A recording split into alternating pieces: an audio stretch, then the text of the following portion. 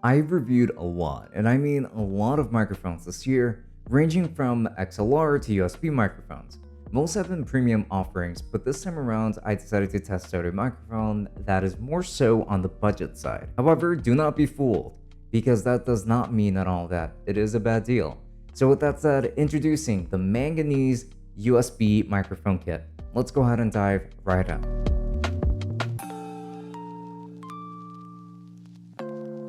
Before we continue, I just want to remind you that we have a Twitch channel where we stream every Friday and Saturday from 8 p.m. and to 10 p.m. Eastern time, so why not go ahead and drop a follow? And also don't forget to follow us on Twitter and Instagram, and also make sure to check out the merch store. There's plenty of black and white sweetness to choose from up there, so go ahead and check that out. And then make sure to take a look at the podcast as well, as the podcast always goes live every Wednesday and Sunday. And with that said, enough rambling, let us get straight into the video. And as always, let's begin with an unboxing. This comes in a rather large box since it is a microphone kit. So just open up the box and you'll be greeted by the pop filter. Underneath that, you're going to find the actual instructions, and moving even further, you will find the USB Type-B cable. Then there's the microphone itself, and you can also find the windscreen for it that does fit pretty snug. Moving forward, you will find the microphone arm, the holder, and the clamp system for the arm as well in order for you to clamp it onto your desk. You're also going to find the USB-A to USB-C adapter in case of anything, and a shock mount for your microphone. This is a very complete package, obviously, it being a kit. The exterior design does consist of metal, and there is some heft to this microphone too. It is addressed from the side, or the front, I suppose, specifically from where the knobs are. It seems to follow a similar design in that sense to the Audio-Technica AT2020 in many ways, and it is a pretty classic design, I would say. You're going to find a volume knob for controlling the mic gain and another knob for adjusting the echo on this microphone. So that's actually pretty new. There's also a 3.5mm headphone jack and a mute button that lights up in green when it's accepting an audio feed and turns red whenever it is muted. On the bottom, there's going to be a USB Type-B port for power. And that's pretty much it to the exterior of this microphone. And now, the setup process for this is going to be pretty simple, but I somewhat have a bit of an issue with it in a way, so we're going to get into that soon. So this is going to start out pretty normally. So you just essentially would install the clamp onto your desk, and then you would put in the actual arm and then screw it in, and then from there, you would just put the microphone inside of the shock mount and then just screw that onto the arm and also install the pop filter like any other. My issue here is actually with the shock mount and the microphone, and how those two interact and giving you access to certain ports, but I will get into that pretty soon. But in regards to this microphone, this is a USB condenser microphone set at the cardioid pattern with a frequency response of 30 Hz to 20 kHz, which is actually pretty wide. And according to the frequency chart, it does seem to be fairly flat, with a bit of a dip on the low end.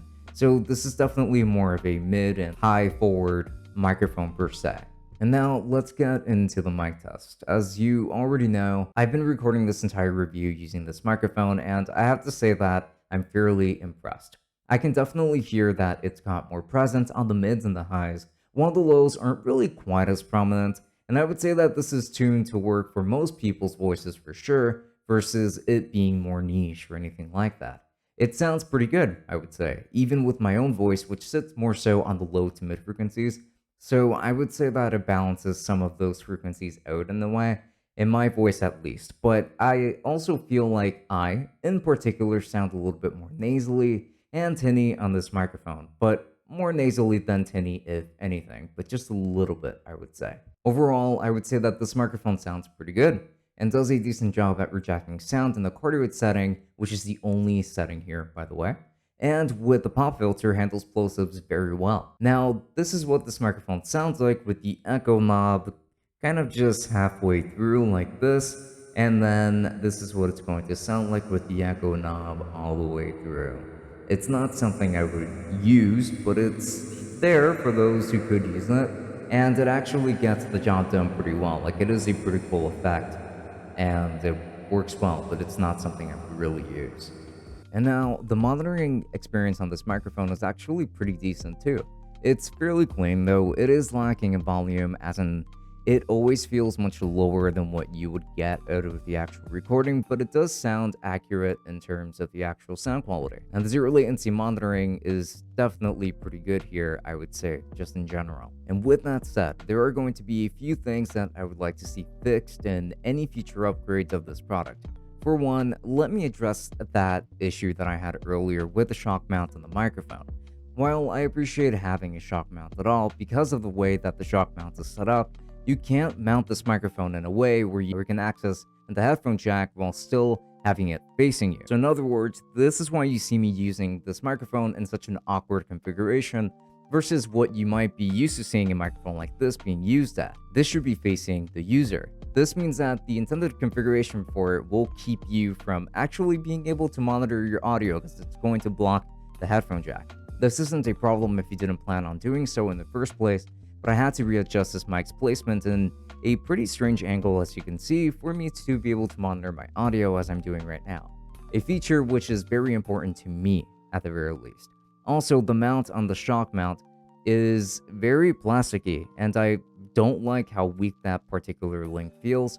The box also shows an XLR microphone while revealing a USB microphone. However, when you are buying this on Amazon, you know what you're buying anyway, and it is going to show you exactly what kind of product you're getting. So it's not like you're getting catfished or anything like that. It's just that the box seems to be very general in this case, and it doesn't actually show you the microphone that you're getting. Though this isn't really that big of a deal anyway. I just thought that it was worth mentioning. Also, I wish that the echo knob was a headphone knob instead, as to me, it's just more useful than having a knob for triggering a special effect that I might use once or twice at most. So in conclusion, I did have some gripes with this microphone, but do keep in mind that this entire kit, and I mean the kit that only costs $50 and includes everything that you're going to need to use it, is only $50 and delivers on pretty good sound for the money, counting every accessory that it comes with.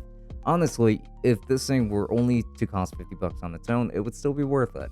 And if you're on a budget and need an all-in-one solution for your audio needs, and let's say you need a microphone to make YouTube videos and even for streaming, I think this is a great option for the money, and I highly doubt that you will regret your purchase if, again, you're looking at a microphone within the price range of around $50. So with that said, strongly recommended.